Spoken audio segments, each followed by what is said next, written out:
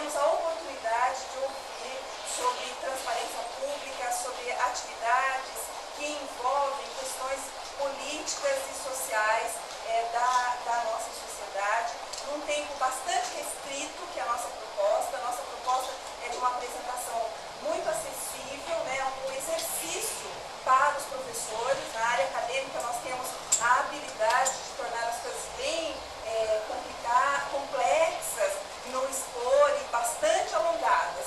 Nosso exercício nesse evento é fazer com que as coisas sejam apresentadas de modo bem simples e num tempo muito restrito. E para isso nós contamos então com os professores aqui convidados para falar do que eles vêm fazendo dentro da Unesp que pode colaborar com o desenvolvimento da nossa sociedade. Mais uma vez eu agradeço, espero que vocês curtam esse evento e as perguntas ficarão no final das apresentações. Nós começamos então com a professora Heloísa, a quem eu convido para falar com vocês e agradeço mais uma vez.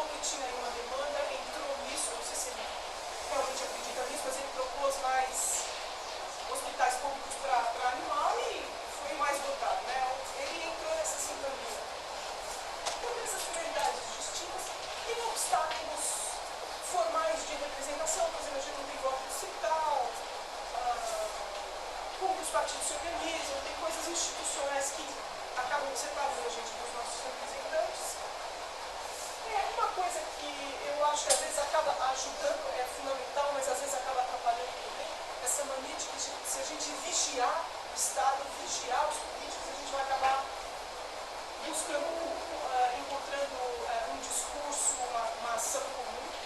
Eu acho que às vezes se a gente souber quanto eles gastam é ótimo, mas isso pode acabar virando uma vigilância vazia, como se fosse controlar o ponto dos professores. Não é por aí, os alunos e os professores têm que ter um diálogo e não uma relação de controle. E uma outra coisa que é óbvia, que impede a relação de reitoria, é o marketing político que transforma bandidos, pessoas de bem, jovens e velhos, mulheres e homens, ficam todos com a mesma cara e impede a gente de realmente ver as pessoas e saber que relação elas podem ter com a gente. O diálogo, o que é aqui? O objetivo é fortalecer esse diálogo que eu vou falar. E por mais que eles vivem em outros lugares, a gente sente que quando senta para conversar, consegue traduzir termos e montar um discurso comum e pensar em ações comuns. Quer dizer, esse é o objetivo. Fazer algo que eles sentem necessidade, trazer uma ação política contemporânea, que é o que está aí, está nas redes sociais, está em movimentos sociais variados, trazer para o gabinete deles, transformar em projetos de lei, em ações efetivas. Algo que para nós falta, tornar valores e ações claras dos nossos representantes, falando isso na internet. Entendeu? Parece um pouco óbvio, né, para vocês que trabalham com mídia, mas, quer dizer, nunca tive que falar, mas espera aí, isso eu vou falar mesmo? Né? Quer dizer, eu posso chegar lá e falar, as pessoas vão entender. Não, se você não falar, ninguém vai entender. Por que você mudou de partido? Por que você se candidatou a isso? Por que você tirou licença desse carro? Por que você propôs essa lei? O falar articula quem a pessoa é, com que ações ela propõe e também com que ações ela pode propor junto com a população. E como que a gente está pensando em fazer isso? Construindo um site de muito fácil uso por todos, equipe do voluntário, do público, etc. Muito sóbrio, sem cair naquela coisa do slide anterior de propaganda, falsa interatividade, cores, imagens, enquetes, um monte de bobagem. Se você entrar nos sites interativos do Congresso americano, vocês vão ver muita parafernália de interação, mas muito pouco debate. E integrado o quê? Integrado a todos os recursos da internet, esses sim, os de vigilância, os de controle, os do Congresso, os sites de ONGs, de Transparência Brasil, etc, etc. Quer dizer, seria uma coisa que não estaria redundando, não estaria colocando o que já tem, mas seria um espaço de discussão articulado, a riqueza de informações que já existem na internet. É fácil, é meio óbvio. Do jeito que eu estou falando com vocês, parece, tá, mas e aí? Só que fazer isso, acho que eu vou passar para o próximo slide, vai ficar, por que isso é tão complicado? Vai ficar para o próximo slide. Esse aí é porque a Unesp pode fazer isso, por que a gente pode fazer isso e o que a gente tem de diferente com relação a uma empresa de consultoria. Bom, vamos começar pelo último. Primeiro, porque a gente está pensando no interesse público e a gente está trazendo uma contribuição no olhar externo. Quer dizer, a gente não está querendo resolver a vida do fulano de tal, a gente está querendo resolver a vida coletiva. A gente não tem um interesse específico na eleição de fulano ou na eleição de ciclano. A gente está pensando, como eu posso fazer um debate melhor sobre as ações, aí sim, desse deputado? Como eu posso ajudar o público a compreender melhor o que ele quer, a criticar melhor o que ele quer, a invalidar o que ele está propondo, a propor outras coisas, enfim. Como é que eu posso criar um espaço público de debate em torno daquele mandato específico?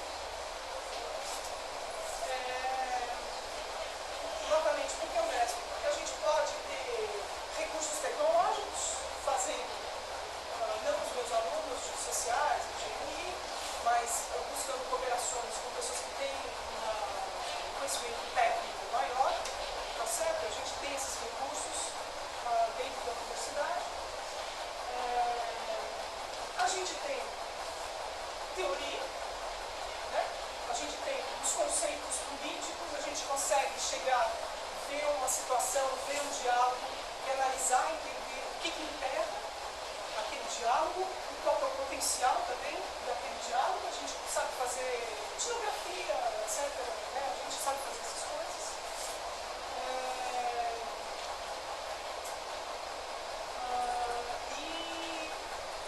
Enfim, a gente não só tem teoria, mas sabe enxergar como as pessoas estão se relacionando e qual é o potencial daquela relação. E eu resumi tudo no primeiro item.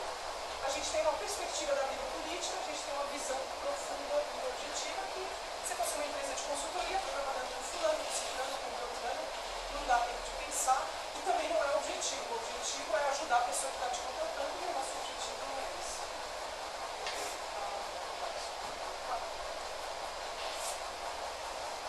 Os desafios, tem mais um, né? Tá, bom. Tá. A gente começou a pensar isso entrando em contato com uma pessoa específica, o Walter Feldman, que é um deputado federal que está no PSDB, pensou em sair, depois continuou no PSDB, está buscando caminhos, acho que eu coloquei isso. Está naquele momento de, poxa, o que eu fiz de bom na minha vida profissional, público, e o que está faltando para eu conseguir entrar em diálogo com esses jovens. Acho que tem muito a ver com jovens, eu digo que um pouco. Aonde que está a ação política? Né? Aonde que as coisas estão acontecendo? Os partidos políticos têm uma vida partidária muito ossificada, não muito estimulante. Depois tem fora dos partidos, tem aquelas intrigas entre um partido e outro, aquelas campanhas pesadas, mas tem um debate efetivo sobre questões.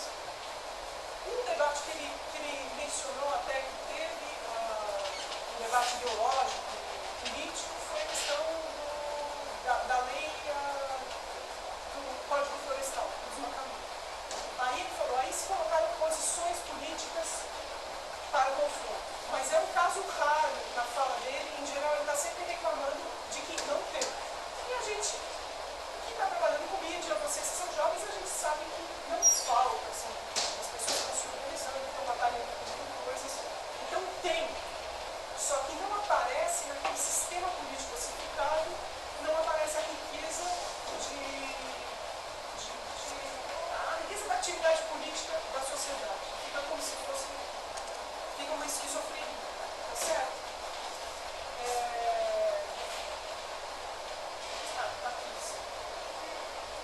Quais que são os desafios nas conversas que a gente teve até agora, na nossa reflexão?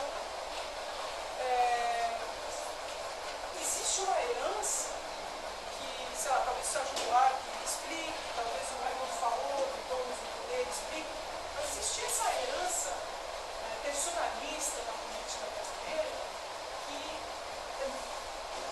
o Brasil pode mudar, mas o sistema político vai ser um último.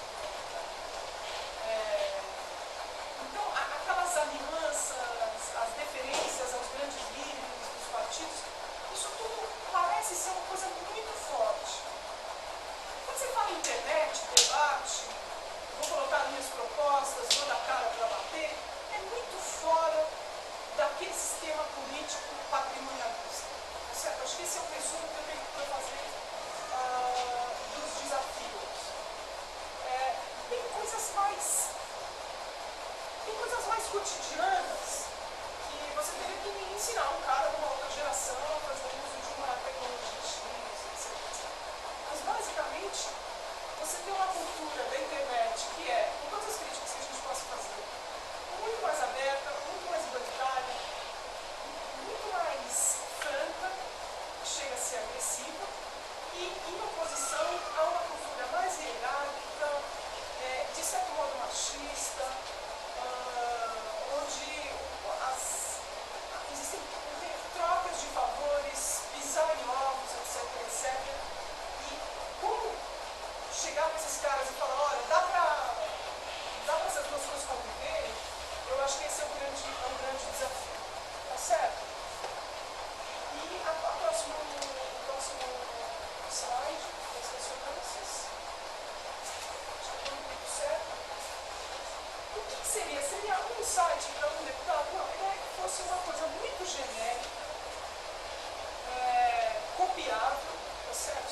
Essa é outra vantagem de ser uma consultoria, seria algo que a gente faria, mas seria aberto, seria livre. A ideia é que recebesse uma cobertura na mídia suficiente para que fosse copiada por outros deputados, deputados estaduais, vereadores, enfim, por representantes brasileiros que se vissem nessa encruzilhada. Ou eu faço isso, ou então eu estou fora do jogo. Tá certo? Seria algo que falasse, olha, fulano fez, então você tem que fazer de algum jeito. Claro que ninguém vai fazer com a mesma boa vontade, com a mesma vontade de participação. Muita gente vai fazer só para constar, muita gente vai talvez censurar o que foi dito nesses fóruns, tá certo? Mas a ideia é que isso seja um mínimo. Olha, você tem que pelo menos manter o que você está fazendo, o que você está fazendo, de modo transparente e aberto a críticas e ao debate. Não só aqui no Brasil, acho que se a ideia seria que também fosse copiado em lugares onde a democracia ainda apresenta problemas, seria uma coisa que não só a minha missão é que não apenas reforçasse padrões democráticos do país Estado, mas também criasse problemas para países não democráticos. Se fosse um marco. E uma coisa que eu não falei muito, mas eu acho que eu tenho 2 minutos, é elevar o nível do debate. Por quê? Porque a ideia seria criar um site onde cada ação tivesse um fórum associado a essa ação. E organizado de tal modo que o fórum de fato funcionasse. Fosse um fórum mais ou menos organizado, com um moderador, com as ideias principais sendo levadas para os deputados, quer dizer, não seria uma coisa para constar, seria um fórum mais ou menos, a gente imaginou, como os blogs do Estado de São Paulo, onde as pessoas falam, debatem, participam, concordam com o Guga, acham, discordam, às vezes trazem informações que o próprio Guga agradece, enfim.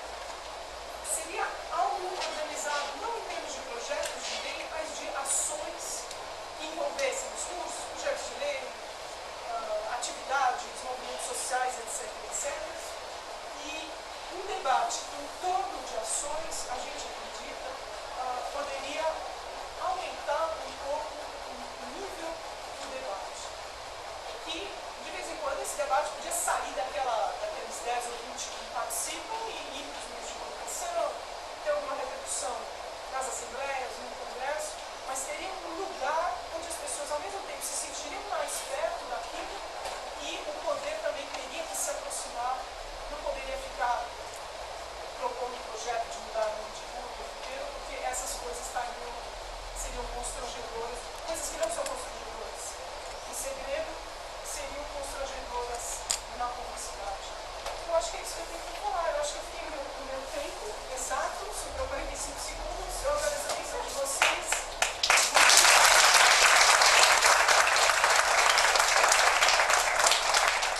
Bom, nós deixaremos as perguntas para o final. Eu convido agora o professor Ricardo. Muito obrigada, pelas informações importantes que nos trouxe, ideias. E agora o professor Ricardo, por favor.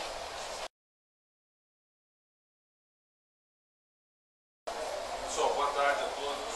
Quero agradecer imensamente a oportunidade de estar aqui falando com vocês, esse convite desse grupo que é tão ativo, trata de temas tão importantes.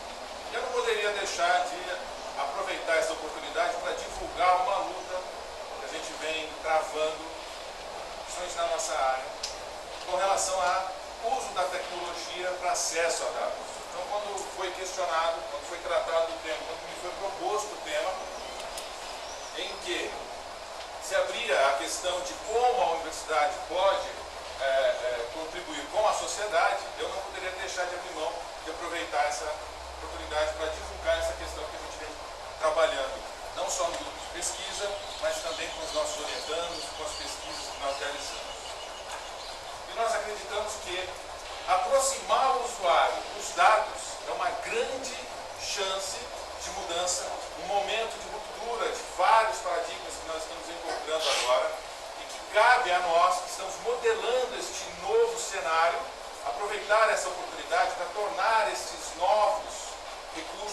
tornar este novo contexto mais acessível e realmente produtivo em termos de redução de desigualdade, acesso a condições, descoberta de direitos que as pessoas têm e por aí afora. Para pensar em dados, eu tentei sintetizar ao máximo, o tempo é curto, eu tentei sintetizar ao máximo e só fui buscar ali nos primórdios, né, nas cavernas, essa nossa luta, essa nossa ânsia por registrar os dados, essa nossa necessidade de estender a nossa memória para manter registrados os dados, para que nós possamos fortalecer as nossas relações. Até o próprio conceito de propriedade era uma das alavancas, um dos motes que levavam ao esforço de garantir o registro da informação através de dados, que ainda eram fixos, difíceis de transportar, né? Com essa tecnologia aí baseada na argila, que ainda não era no silício, esse tablet já registrava dados. E garanto que persistiu muito mais tempo a informação do que os nossos atuais. E essa evolução, então, partindo da tecnologia baseada em argila, a tecnologia baseada em vegetais, tecnologia baseada em animais, né? Suportes animais, até chegarmos no ápice da tecnologia baseada na celulose, tivemos alguns grandes saltos, como, por exemplo, o uso de tipos móveis. Nossa, que resgate é esse? A importância que cada um desses saltos representou para as mudanças e o impacto que isso causou nas relações humanas, ou como diz Castells, a penetração que essas tecnologias tiveram no tecido social, nos leva a crer que as próximas revoluções, as próximas mudanças, terão um impacto ainda maior, principalmente com a mudança agora do formato, da possibilidade de representar conteúdos em formato digital. Então agora nós passamos a uma nova oportunidade em que não é só o suporte, uma tecnologia de acesso, é a forma com que nós representamos o conteúdo, a forma com que nós registramos o conteúdo em um formato que permite o registro, a reprodução disso de forma muito fácil, muito ágil, e isso nos permitiu então ter acesso a uma grande quantidade de dados de forma cada vez mais barata, cada vez mais acessível e nos contextos dos mais variados possíveis. Tecnologia de acesso a dados, aliada à evolução da comunicação, nos permitiu um novo cenário. Agora, aquele conhecimento, aquele conteúdo representado em formato digital, além de poder ser reproduzido, de ser copiado, aliás, cópia e original se confundem nesse momento, nós podemos ter acesso a isso rompendo barreiras geográficas, barreiras temporais, e as tecnologias ficando cada vez mais acessíveis abrem um cenário ainda mais importante. Por quê? Formato digital, mais tecnologia acessível, tecnologia cada vez mais barata, mais disseminada para acessar esse conteúdo. Com a evolução da comunicação, nos permite um dos pilares, nos permite visualizar um dos pilares do que será esse novo cenário, que é a palavra-chave que a gente usa em redes, que é compartilhar. Compartilhar dados, agora, nos traz uma série de oportunidades que não podem passar em branco, não podem passar em branco. É uma oportunidade ímpar que nós temos de transformar as relações humanas, de criar novas oportunidades a partir das tecnologias e desse acesso a dados. Em que contexto isso? Na própria sociedade isso já vem acontecendo e é muito perceptível. As relações entre as pessoas têm mudado de forma muito rápida. As gerações anteriores se sentem angustiadas diante das novas formas de se relacionar das novas gerações. Os mais jovens conseguem estabelecer vínculos de amizade com pessoas que nunca viram pessoalmente. Isso para as novas gerações é a coisa mais natural do mundo. Para as gerações anteriores é uma novidade, é algo que transforma a forma de ver, de construir as próprias relações do tecido social. Então, dentro da própria sociedade, você começa a ter a opção de compartilhar dados a respeito de fatos, de eventos, sem intermediação, sem um trabalho de filtro. temos mais aquele sujeito que servia de ponte para relacionar o acesso a quais dados será disponibilizado para quais públicos. Com isso, então, na própria sociedade, no próprio contexto da sociedade, esse compartilhamento de dados é uma grande oportunidade e já é algo concreto, se firmando cada vez mais. No contexto científico, nós temos um volume de dados cada vez maior. Quantas não são as possibilidades de reuso de dados que estão sendo perdidas por nós não estarmos compartilhando os dados no contexto científico? As pesquisas cada vez mais dispõem de fontes de dados, de elementos diminutos, como nanosensores, que eu posso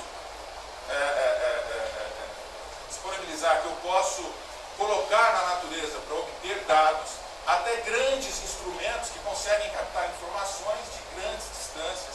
Eles estão cada vez mais captando informações, então nós temos um acesso cada vez maior a dados. E se nós formos pensar no trabalho da ciência, no trabalho da pesquisa, essa parte da interpretação dos dados, que é o que geralmente nós divulgamos, é só uma parte do nosso trabalho. É só uma camada de todo esse trabalho que nós realizamos na ciência. Grande parte do nosso trabalho, que é a coleta de dados, que é a obtenção de informações, acaba ficando restrita ao próprio trabalho. Nós ainda não compartilhamos as próprias bases de dados que nós usamos para construir o conhecimento, para construir a nossa pesquisa. Então essa é uma outra área que precisa ser trabalhada, e nós estamos trabalhando, ou seja, disponibilizar não só a interpretação, não só as conclusões, não só o resultado da nossa pesquisa, mas compartilhar também aquela base que serviu de sustentação para a construção daquele trabalho. E na área das empresas, na área do negócio, será que isso também acontece ou vai acontecer? Não, já está acontecendo. Por quê? Apesar de ter a posse dos dados hoje uma questão de valor, representa muito, vale muito você ter posse desses dados. Cada vez mais as empresas, principalmente as que lidam diretamente com a manipulação da informação, com a divulgação da informação, querem disponibilizar as informações. É por isso que surgem as APIs. Nós temos a possibilidade agora de construir interfaces onde nós buscamos informações, buscamos dados diretamente nas bases de dados de grandes corporações da rede, da internet. Como, por exemplo, Facebook, Twitter, Google. O próprio Google tem recursos fantásticos para divulgar acesso às suas bases de dados. Aquilo que hoje vale uma verdadeira fortuna para eles. Mas eles querem isso. Por quê? Quanto mais empresas utilizarem a base de dados que eles disponibilizam, maior vai ser a relevância, maior vai ser o valor que a imagem daquela empresa reflete no mundo virtual.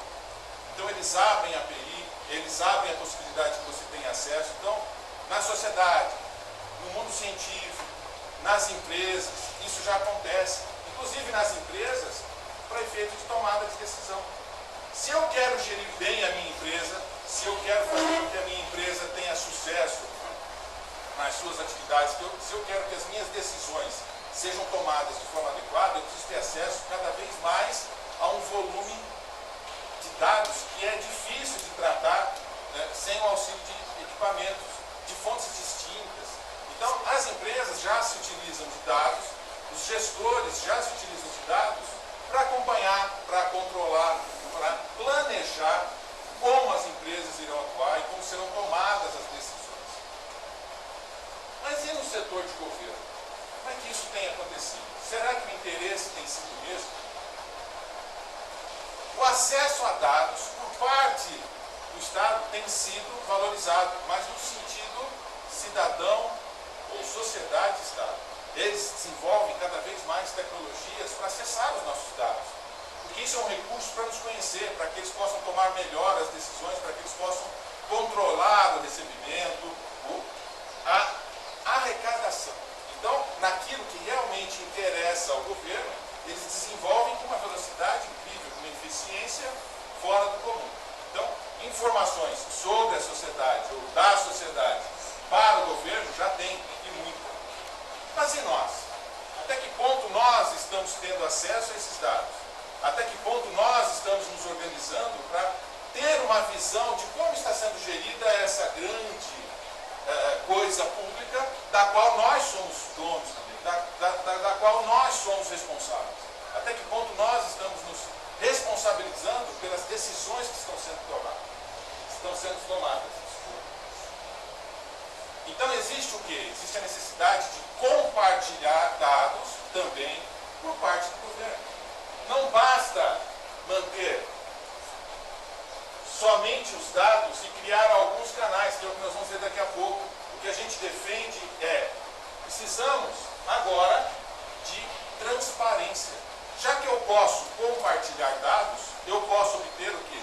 Transparência com relação às ações públicas. Mas uma transparência cada vez maior, uma transparência real. Como é que eu obtenho isso?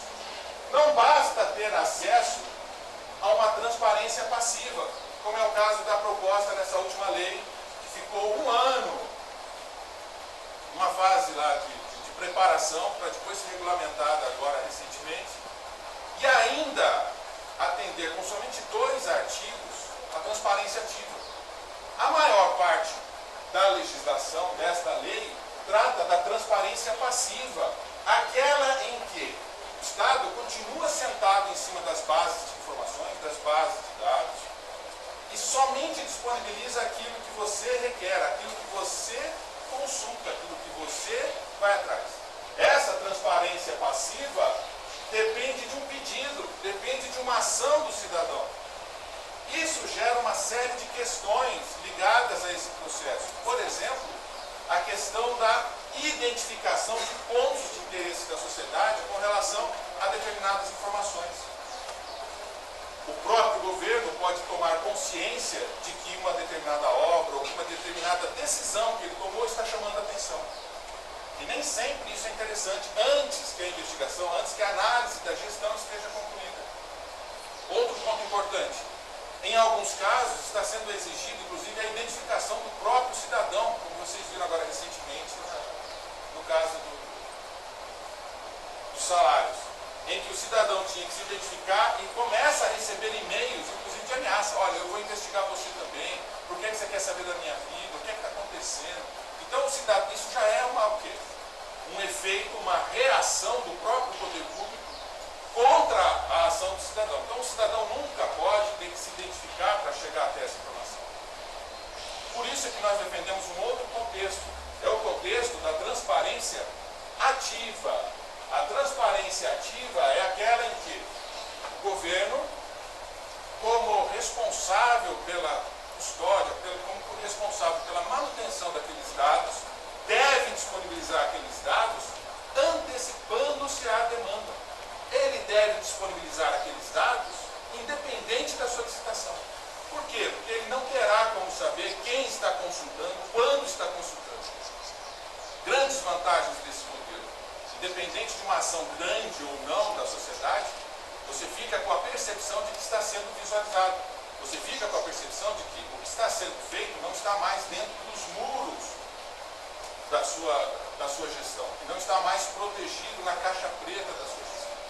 Aquilo pode estar sendo visto por alguém da oposição, por alguém do Ministério Público, ou melhor, por um cidadão que mora próximo à obra e que está vendo que aquilo está sendo feito de forma inadequada e que pode, inclusive, ajudar agora o próprio gestor. Ele, o cidadão, pode ser os olhos, ele pode agora representar o quê? Um ponto de vista do próprio gestor próximo à obra, para ajudar o quê? Criar um ambiente ecologicamente favorável aos bons gestores. Os bons gestores vão saber que terão a oportunidade de realizar boas obras, porque agora ele terá o cidadão ao seu lado. Ao contrário do que acontece, em que as obras, os dados sobre as decisões dessa gestão da coisa pública ficam ainda presos dentro do muro das limitações do seu escopo. O que acontece? Ele fica à mercê das pressões de grandes construtoras, de políticos que estão envolvidos e que querem levar aquela obra para o setor deles, ou que precisa financiar o partido. Todas essas pressões ficam ocultas. Nós, como cidadãos, não conseguimos acompanhar as pressões que esse bom gestor pode estar sofrendo. Não. Então, na verdade, o que nós estamos construindo não é um ambiente contra a corrupção. É um ambiente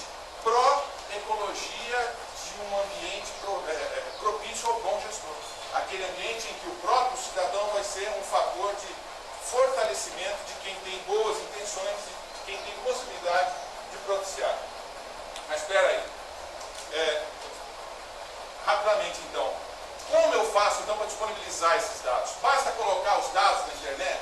Não. O que tem sido feito? Além da transparência passiva, um grande erro que tem sido cometido é colocar os dados de qualquer forma, achando que isso já é uma transparência ativa. Não basta. Colocar uma imagem do que seria um relatório em formato PDF não resolve, porque eu, como cidadão, não vou ter como analisar esse grande volume de dados. A gente precisa trabalhar com dados estruturados dentro de um texto. Para uma análise, eu vou precisar identificar dados dentro desse texto, para que isso agora possa ser o quê? Tratável por máquina. Aí sim, a sociedade organizada pode usar os seus recursos para transformar isso em resultado, obtendo dados que devem ser primários, ou seja, eu preciso ir até a raiz dos dados, eu preciso ter os dados o mais detalhado possível. Esses dados têm que ser atuais, existem órgãos disponibilizando informações de 2, 3 anos atrás, não adianta nada. Esses dados precisam ser completos, não basta selecionar, tirando os dados sensíveis, não basta, não pode selecionar, e não discriminatórios, ou seja, eu não posso exigir que você se identifique para ter acesso a esses dados. Esses dados são públicos, eu não preciso me identificar para ter acesso a eles. Só assim, então, nós vamos ter dados abertos. Se eu atendo a esses pré-requisitos, eu tenho, então, dados abertos.